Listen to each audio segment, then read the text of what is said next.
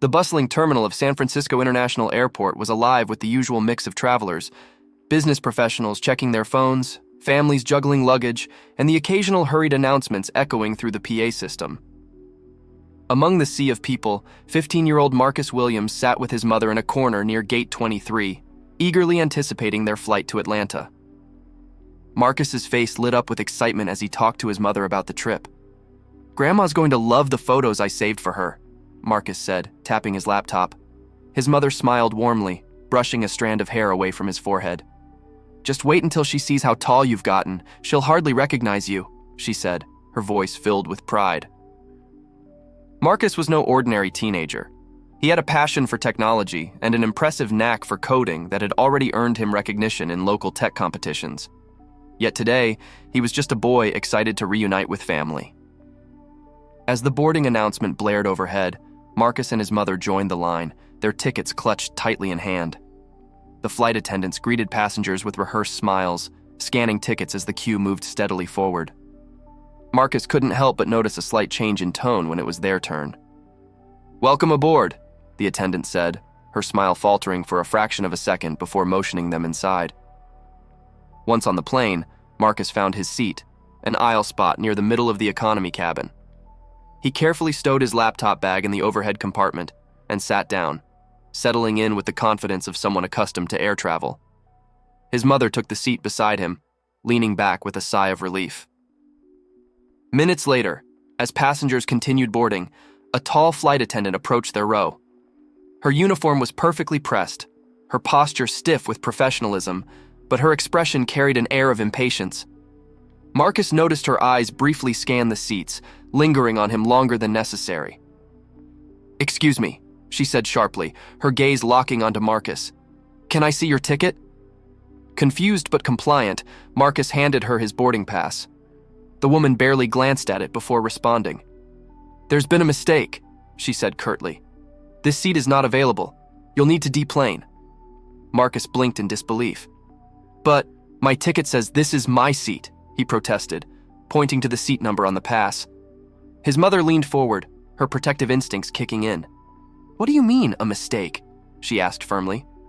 "We checked in, and this is the seat we were assigned." The attendant's face remained neutral, but there was an undeniable edge to her tone. "I'm sorry, but I'll have to ask you to leave the aircraft." The passengers nearby began to stir, their murmurs filling the cabin as curious eyes turned toward the commotion. Marcus felt a wave of embarrassment wash over him. His mother, however, refused to back down. "This is unacceptable," she said, her voice rising slightly. "You're singling us out when we've done nothing wrong. My son has every right to be here." The attendant folded her arms, her patience clearly waning. "Ma'am, I don't make the rules. If you don't comply, I'll have to call security." Security. The word hung in the air like a threat. Marcus glanced at his mother, whose expression was a mix of anger and helplessness. Feeling the weight of the stares around him, he finally spoke up. "It's okay, Mom," he said quietly, his voice tinged with resignation. "Let's just go." Reluctantly, his mother agreed, though her eyes burned with defiance. Gathering their belongings, they stood and began the humiliating walk back up the aisle. Marcus kept his head down, avoiding the judgmental gazes of the other passengers. As they stepped off the plane, Marcus felt a heavy knot of emotion building in his chest, confusion, frustration, and a sense of injustice that he couldn't quite put into words. He and his mother were directed to the waiting area, where they sat in silence for several minutes. "Why us?" Marcus finally asked, his voice barely above a whisper. His mother hesitated, then placed a hand on his shoulder. "Sometimes people don't see what's right in front of them," she said softly. "But that doesn't mean we stop standing tall." Her words offered some comfort, but Marcus couldn't shake the feeling that this was more than a simple mistake. As he stared out the window at the plane they were supposed to be on, a spark of determination began to flicker within him. This wasn't over, not by a long shot. Marcus sat in the crowded waiting area of the terminal, his laptop bag resting at his feet. The hum of airport activity around him felt distant, muffled by the weight of his emotions. His mother sat beside him, her hands clasped tightly in her lap as she stared ahead, her face a mask of controlled anger. Neither of them spoke for several minutes. Marcus's thoughts churned like a storm. His mind replayed the humiliating scene on the plane, the curt tone of the flight attendant, the accusing stares of the passengers, and the sharp pain of being singled out for reasons he couldn't fully grasp. He clenched his fists, his knuckles turning white. This wasn't right. "Mom," he said, suddenly breaking the silence, "this keeps happening." She turned to him, her expression softening as she placed a comforting hand on his arm. "I know, sweetheart. I know." "No," Marcus said, his voice firmer now. "It's not just us. It's people like us. I'm tired of it." His mother sighed deeply, her shoulders sagging. "I'm tired too, Marcus, but what can we do? Sometimes you just have to pick your battles." Marcus shook his head, a spark of defiance lighting up in his eyes. "Not this time. This isn't just about picking battles. It's about standing up when you know you're right."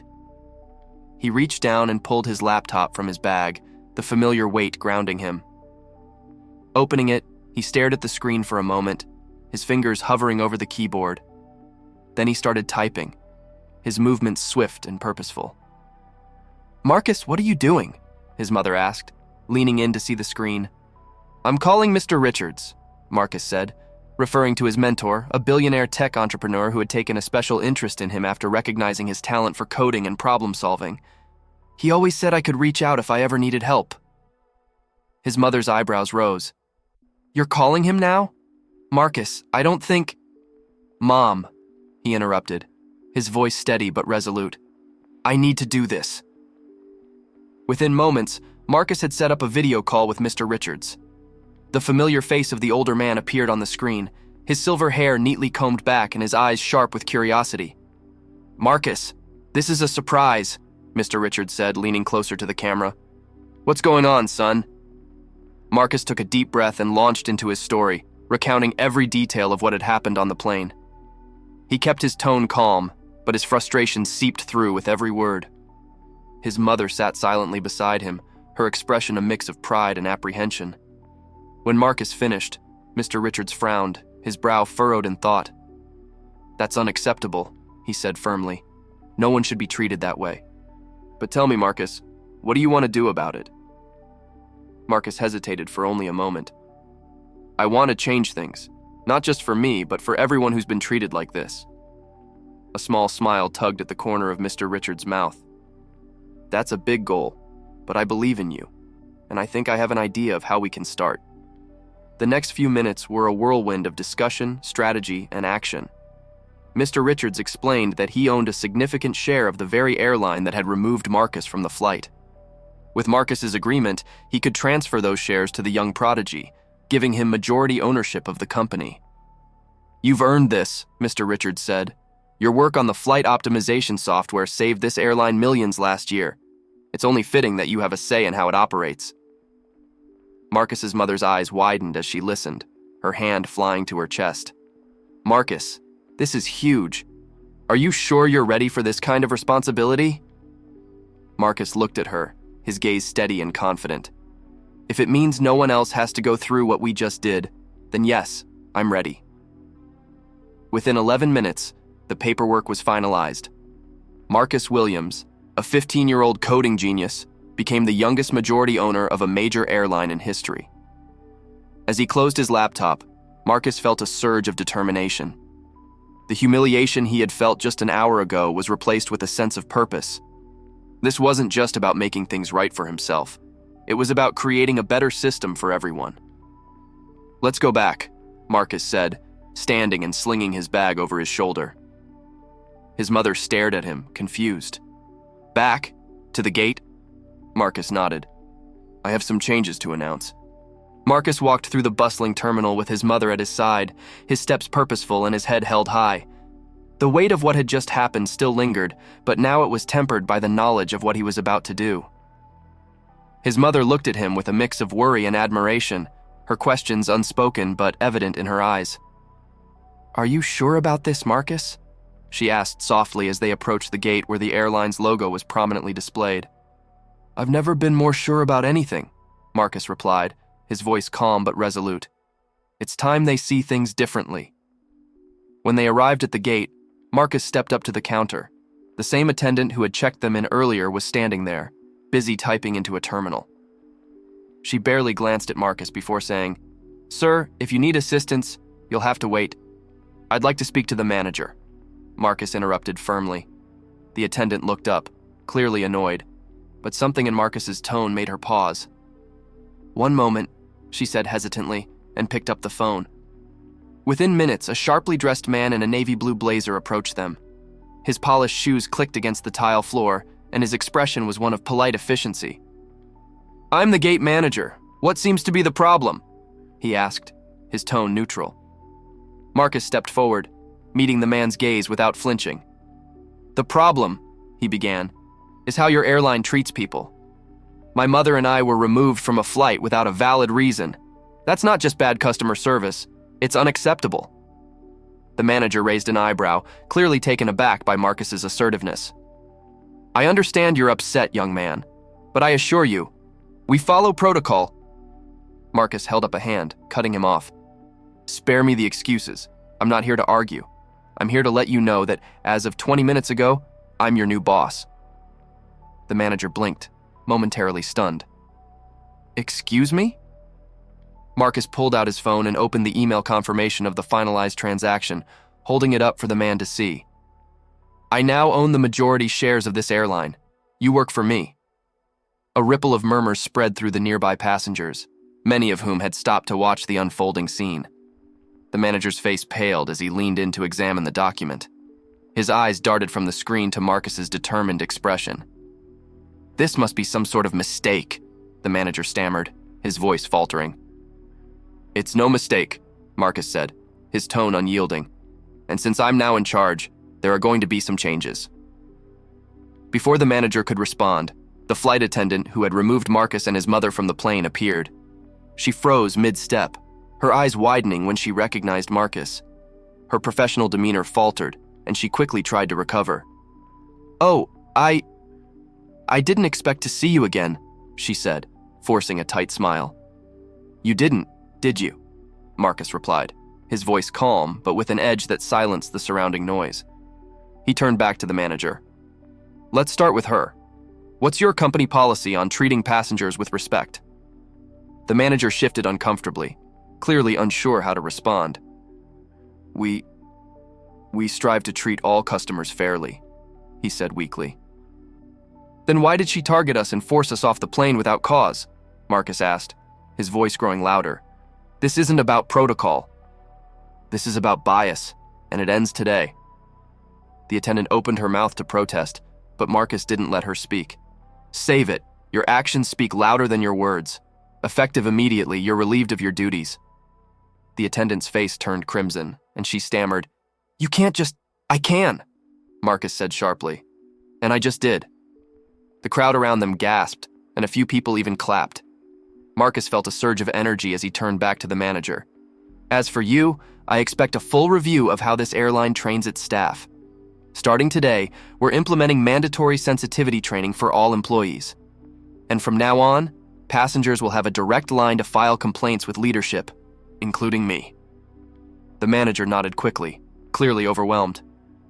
"Understood, sir. I'll make the arrangements." Marcus glanced at his mother, who was watching him with tears in her eyes. Her pride was palpable, and Marcus felt a swell of gratitude for her unwavering support. "Now," Marcus said, addressing both the manager and the crowd, "I want everyone to know that this company is under new leadership. Fair treatment and respect will no longer be optional. They will be mandatory." The crowd erupted in applause, and Marcus felt a sense of justice finally being served, but he wasn't finished yet. "Let's board the plane," he said to his mother. "We've got a flight to catch." The applause at the gate slowly faded as Marcus and his mother prepared to board the plane. The once awkward silence that had hung over the terminal was replaced by a palpable sense of awe and respect from the crowd. Marcus, now carrying not just his laptop bag but the weight of his new role, felt an unfamiliar mixture of pride and responsibility. As they settled into their seats, this time in first class thanks to the gate manager's hasty arrangements, Marcus looked out the window. The plane's wing gleamed under the afternoon sun, a symbol of the journey ahead. His mother leaned toward him, her voice soft but filled with emotion. "Marcus," she said, her hand resting on his arm, "what you did back there. I don't even have the words, but are you sure you're ready for this?" Running a company, making big decisions, it's a lot for anyone, let alone a 15-year-old. Marcus met her gaze, his expression thoughtful but firm. I don't have all the answers, Mom, he admitted. But I know what it feels like to be treated unfairly. If I can stop that from happening to someone else, even just one person, then it's worth it. She smiled, a tear escaping down her cheek. Your grandmother would be so proud of you. The flight began to taxi down the runway, and Marcus closed his eyes, letting the hum of the engines calm his thoughts. But his mind was already racing with ideas. He thought about the employees who had been trained to follow outdated practices, the passengers who had endured mistreatment, and the systemic issues that had allowed such behavior to persist. The next day, headlines across the country blared the story of Marcus Williams, the 15-year-old tech prodigy who had taken over a major airline. Articles praised his courage and determination, and social media buzzed with support. For many, Marcus's story was a beacon of hope, a reminder that change was possible, even in the face of deeply rooted issues. Marcus wasted no time stepping into his role as the airline's majority owner. From the family kitchen table, he set up virtual meetings with executives, employees, and industry experts. His first order of business was implementing a series of sweeping reforms. Marcus introduced a comprehensive program aimed at educating employees on fair treatment, unconscious bias, and respectful communication. It's not about punishment, Marcus explained during a company-wide video address. It's about growth and understanding. We all have blind spots, but we can choose to learn from them. He also designed a new app that allowed employees and passengers to report concerns or suggest improvements anonymously, without fear of retaliation. The app's tagline was simple but powerful. Every voice matters. Marcus launched a program to offer discounted flights and scholarships to underprivileged communities. This airline isn't just about getting people from one place to another, he said during a press conference. It's about connecting people, creating opportunities, and building a better future. Late one evening, Marcus sat alone in his room, the glow of his laptop illuminating his face. The day had been a whirlwind of decisions, meetings, and media interviews. For the first time since the incident, he allowed himself a moment to process everything. He opened an email from a passenger who had been at the gate that day. It read, Dear Marcus, I was there when you stood up to the airline. Watching you take control with such grace and determination gave me hope, not just for myself, but for my kids. Thank you for reminding us that even young voices can bring about big change. Keep going. You're making a difference. Marcus read the message twice, a lump forming in his throat. He realized that his actions had already begun to ripple outward, touching lives in ways he hadn't anticipated. Months later, the airline had undergone a remarkable transformation. Employee morale improved, passenger complaints dropped significantly, and the company became known as a leader in fairness and innovation. Under Marcus's leadership, the airline adopted a new slogan: Fly fair, fly together. Marcus, now juggling schoolwork and board meetings, often reflected on how far they'd come. But he knew this was just the beginning. One day, during a company town hall, an employee asked him, Marcus, what's your long-term vision for this airline? He smiled, his youthful optimism shining through. My vision is simple: to make this airline a place where everyone, passengers and employees alike, feels valued. Because when you value people, you lift them higher than any plane ever could. Marcus's story became more than just a headline. It became a movement. His courage inspired others to speak out against unfair practices in their own industries, sparking conversations about equity and accountability. He proved that age and size didn't determine one's ability to make an impact. Character and conviction did. As for Marcus, he continued to lead with the same determination that had fueled him from the start. He didn't see himself as a hero or a genius, just a kid who refused to accept the world as it was and dared to imagine it as it could be. And as the airline soared to new heights, so did Marcus's vision of a more just and compassionate world.